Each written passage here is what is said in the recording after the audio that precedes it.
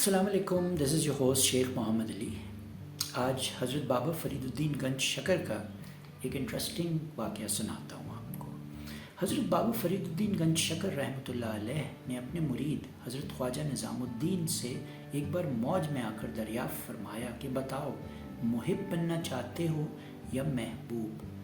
हज़रत ख्वाजा निज़ामुद्दीन औलिया ने अर्ज़ की कि मैं अपनी माँ से पूछ कर बताऊँगा। आप रास्ते में जा रहे थे कि आपने एक मजजूब को बैठे देखा।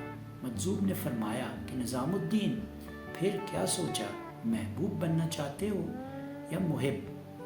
आपने फरमाया कि अपनी माँ से पूछ कर बताऊँगा।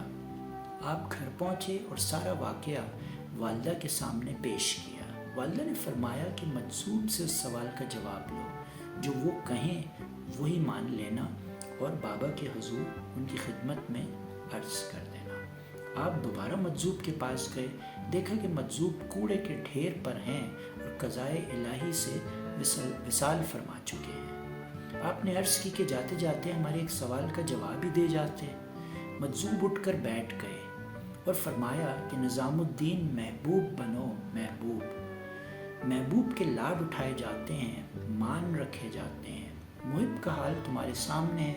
आजमाइशों से गुजारा जाता है, सब करवाया जाता है, कूड़े पर भी बिठाया जाता है। आप निज़ामुद्दीन बाबा फ़रीदुद्दीन की खिदमत में हाजिर हुए और अर्ज़ की, हुजूर, महबूब बनना चाहता हूँ।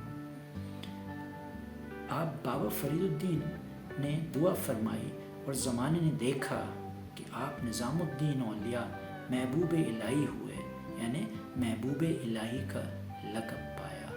क्या ही इंटरेस्टिंग किस्सा है। शेख मोहम्मद अली को इजाज़त दीजिए। अल्लाह हाफ़िज़।